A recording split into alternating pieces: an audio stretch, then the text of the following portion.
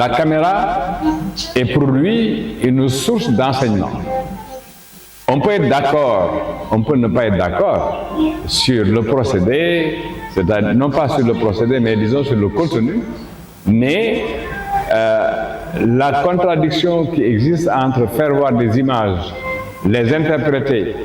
comme le prévoit peut-être le réalisateur, c'est une chose. Mais documenter des faits de société, le développement de nos sociétés contemporaines, par le cinéma, par l'image, libre maintenant à qui que ce soit de les interpréter comme il veut. Mais au moins le mérite est là, d'un point de vue mémoriel. Nous avons des gens qui ont pensé qu'il fallait fixer sur la pellicule des moments importants de notre vie nationale ou de nos vies nationales africaines. C'est ce que Paulet a fait, parce que quand il va de la peinture à Birago Diop, il va de l'art plastique à la littérature, à la poésie. C'est toujours encore documenter une mémoire. Les jeunes cinéastes africains devraient retenir beaucoup de leçons du parcours de Vieira, de sa volonté avec d'autres de créer les conditions d'un cinéma africain émancipé, qui ne soit sous la tutelle d'aucune puissance et qui n'est téléguidé par aucune forme d'idée, qui ne dit pas forcément son nom, mais dont la finalité, c'est de continuer à pervertir nos mentalités. Donc ça aussi, c'est un enjeu de taille pour que la jeune génération de cinéastes s'abreuve aux efforts déployés pour fédérer dans un schéma africain une sorte de panafricanisme culturel par l'image, ce que les pères fondateurs du FESPACO, des journées de Carthage ont pu réaliser. Je pense notamment à la FEPACI, par exemple, la Fédération panafricaine des cinémas, pour que l'Africain puisse présenter lui-même ses réalités dans leurs contradictions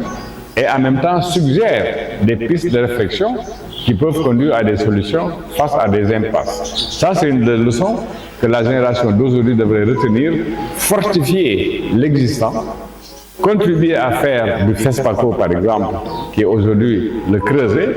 et beaucoup d'initiatives sont prises, notamment la Fédération panafricaine des festivals de cinéma, qui organise des festivals pays par pays, mais dont le credo doit être des festivals accompagnés de réflexions sur l'état de notre cinéma. La génération d'aujourd'hui devrait prendre appui là-dessus pour ne pas seulement organiser